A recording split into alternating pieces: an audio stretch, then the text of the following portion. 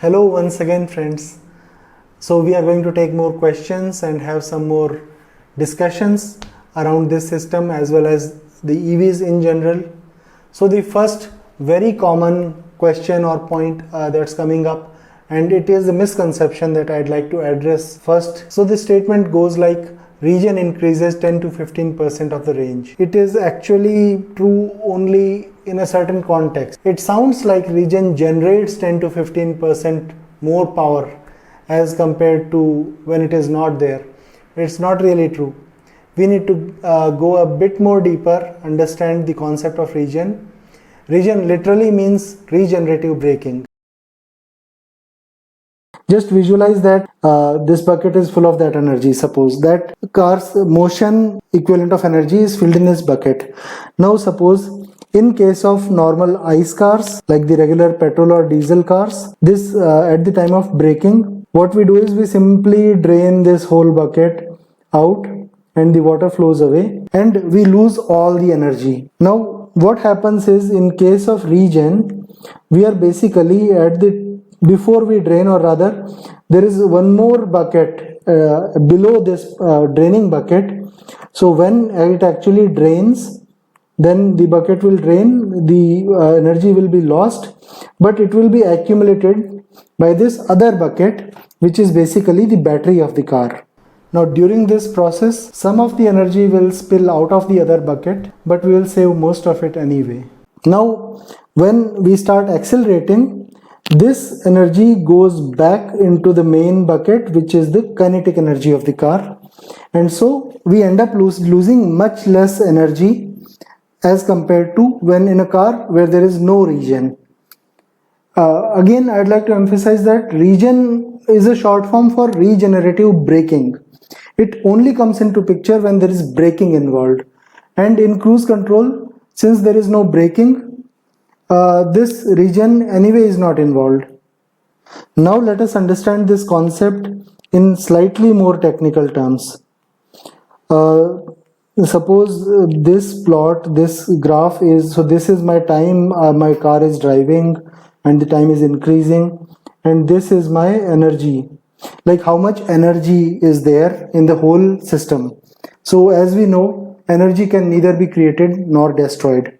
So, and there are many forms of energy like kinetic energy, potential energy, electrical energy, chemical energy. So in this case, in this system, we are involved, two kinds of energies are involved.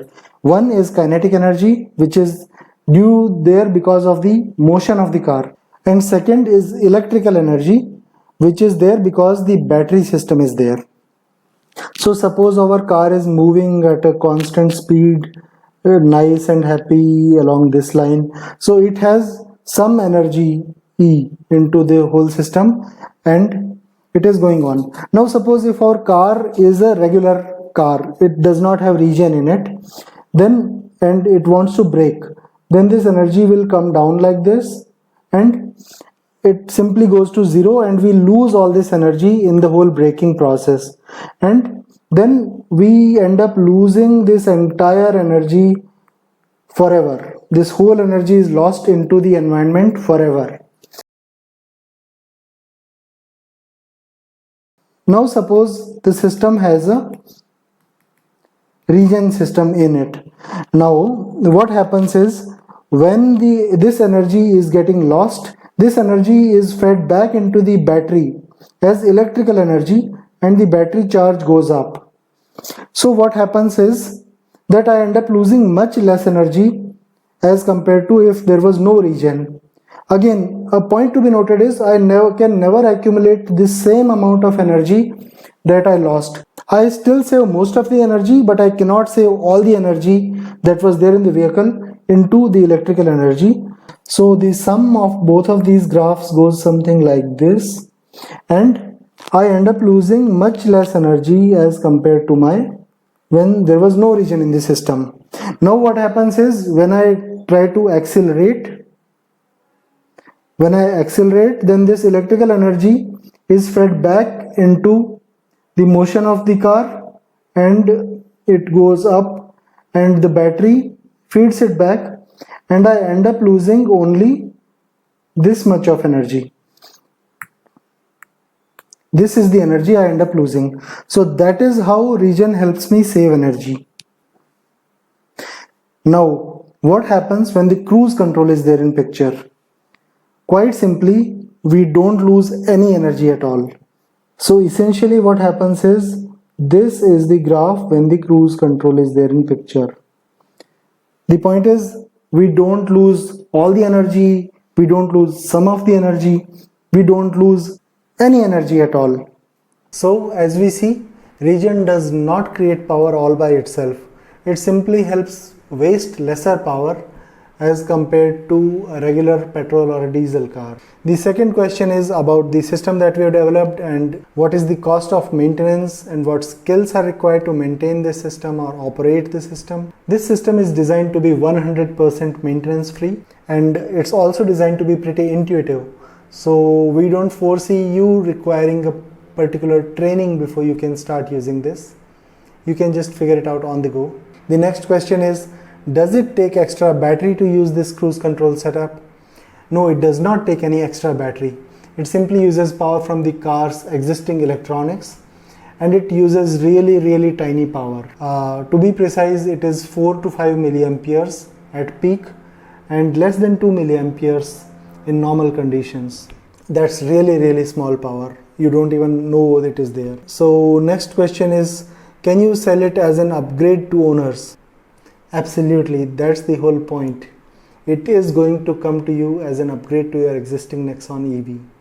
I couldn't understand abrupt shifting will have any issue from cruise. Okay, so the question is that if I shift from cruise to manual, will there be any abrupt shifting or jerk or something like that? No, there will be no jerk, no abrupt noticeable change of speed or anything, because if you're cruising at 60, if you come out of 60, the car will simply start decelerating due to regenerative braking. So there will be no jerk or anything like that. Then there is one question around, because we've been demonstrating at speeds in tens of speeds like 40, 60, 80. So the question is about, is this a limitation or does it even stick to things like 66 or 73 or speeds like this? So yes, system does not have any limitation, and although it is subject to change, but we intend to keep it this way. System is not going to have any limitation on what speed you can set it at. So you can very well set it to, if the speed limit is say 80 kilometers an hour, you can set it to 78 or 79 kilometers per hour. Then some concerns or suggestions around the button placement on steering wheels. Some of you have asked us if we can use the existing right hand button assembly from the regular Nexon cars and use them as cruise control buttons. So the problem in using existing assembly is that because we intend to design the system to be pluggable by the user, we don't want you to take the car to a service station or a repair center guy just in order to get this system installed. And if we use that steering mounted console, the switch assembly, this objective fails, and this is a significant problem as per our opinion. So that's why we are not able to use that button assembly, but we'd like to assure you that what you see in the videos, as we have drilled that hole on that small panel in my car, the systems that are going to come out will not require that drilling or any other kind of modification to the body of the car or to the electronics of the car. So what you see is a prototype, and you are not going to see it anywhere else.